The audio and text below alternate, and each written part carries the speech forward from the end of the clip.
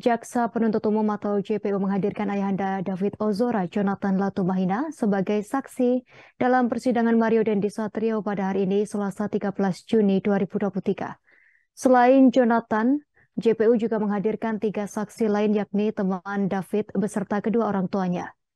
Dalam persidangan hari ini, Jonathan menyampaikan sejumlah keterangan, mulai dari kondisi David saat pertama kali masuk UGD hingga kejanggalan-kejanggalan yang dialaminya. Di persidangan, Jonathan mendeskripsikan kondisi David yang mengenaskan seusai dianiaya oleh Mario Dendi. Kita telah tersambung dengan rekan Asri Fadila, reporter Tribun News, yang akan melaporkan secara langsung terkait sidang lanjutan kasus Mario Dendi. Silakan laporan Anda, rekan Asri Fadila. Ya, terima kasih banyak rekan Justina. Jadi Tribuners pada hari ini persidangan kasus penganiayaan berat berencana atas terdakwa Mario Dandi dan Shane Lucas menghadirkan ayahanda dari korban, ayahanda David Ozora, sebagai saksi di persidangan. Di persidangan ada beberapa keterangan yang disampaikan oleh Jonathan, dan satu di antaranya ialah kondisi David saat pertama kali berada di UGD usai penganiayaan berat tersebut. Saat ditemukan di UGD, Jonathan melihat adanya beberapa luka di tubuh David, mulai dari telinganya yang berdarah, titik luka paru, kemudian bibir sobek hingga luka di siku, pergelangan tangan, dan pelipis kanan. Kemudian ada pula pendarahan di daerah telinga, mulut, dan hidung. Bahkan Jonathan juga menyebut bahwa David kerap mengalami kejang-kejang selama 3 hari pertama dirawat di rumah sakit. Kemudian dia juga membeberkan sejumlah kejanggalan yang dialami selama perawatan David di rumah sakit. Jonathan mengaku sempat dihampiri 2 orang tak dikenal saat berada di rumah sakit Permata Hijau. Saat itu merupakan hari pertama David Ozora masuk rumah sakit setelah dianiaya oleh Mario Dandi.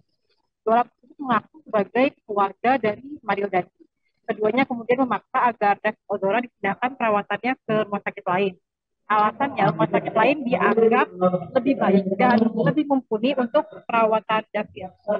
Dan mendengar hal itu, Jonathan pun turut emosi.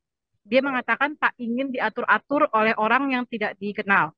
Kemudian Tribuners kejanggalan lainnya, yaitu saat pertama kali Jonathan mengajukan klaim, petugas administrasi rumah sakit memberitahu bahwa pihak asuransi menolak klaim tersebut. Pihak rumah sakit menyampaikan alasan penolakan tersebut ialah adanya klausul yang dilanggar sehingga asuransi tak dapat diklaim. Klausul yang dilanggar yaitu David dituding memulai perkelahian, dan melihat tudingan itu Jonathan pun semakin heran. Kemudian petugas administrasi rumah sakit menyampaikan bahwa pihak Polsek Pesanggerahanlah yang telah menulis kronologi demikian di mana David disebut sebagai pihak yang memulai perkelahian. Dan terkait itu Jonathan tetap berupaya bawa asuransi demi pengobatan anaknya dengan dibantu pengacaranya, hingga akhirnya kini hampir seluruh biaya pengobatan David sudah di-cover oleh asuransi.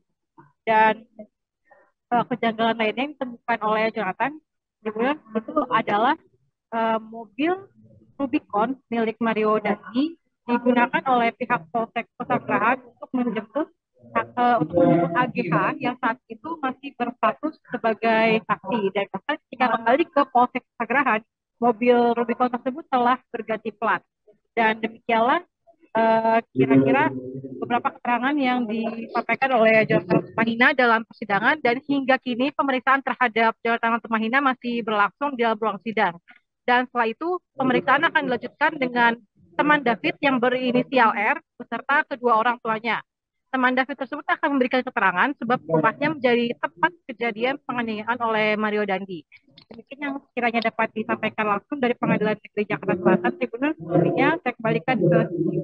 Baik, terima kasih atas laporan langsung Anda, rekan Asri Fadila, wartawan Tribun News. Selamat bertugas kembali. Terima kasih sudah nonton. Jangan lupa like, subscribe, dan share ya.